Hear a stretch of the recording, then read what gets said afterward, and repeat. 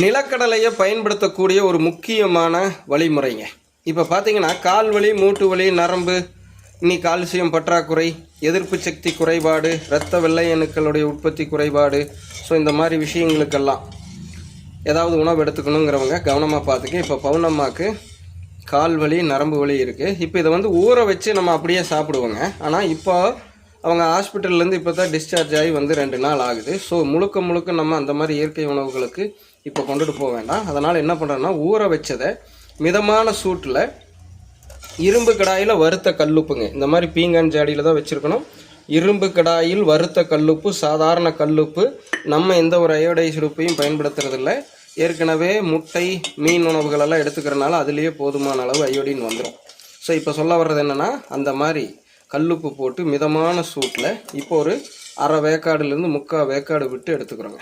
இதை பார்த்திங்கன்னா நம்ம என்ன பண்ணலாம், சாயங்கால வேலைகளில் சுண்டல் சாப்பிட்ற மாதிரி வெறும் ப்ளைனாகவே சாப்பிட்டுட்டோம், உப்பு போட்டிருக்கிறதோட போதும்.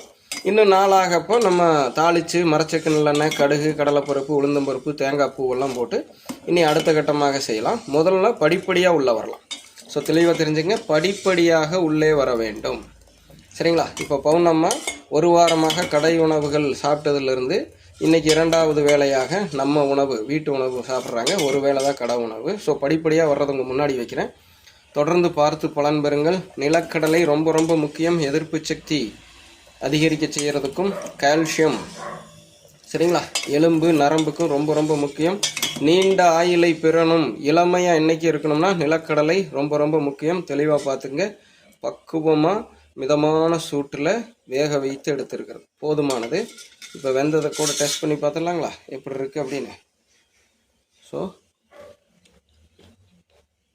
ஓகே, பக்குவமாக வந்துடுச்சு. ஆஃப் பண்ணி வச்சு அப்படியே சூடு அடங்கினதுக்கப்புறம் எடுத்து சாப்பிட வேண்டியது தான்.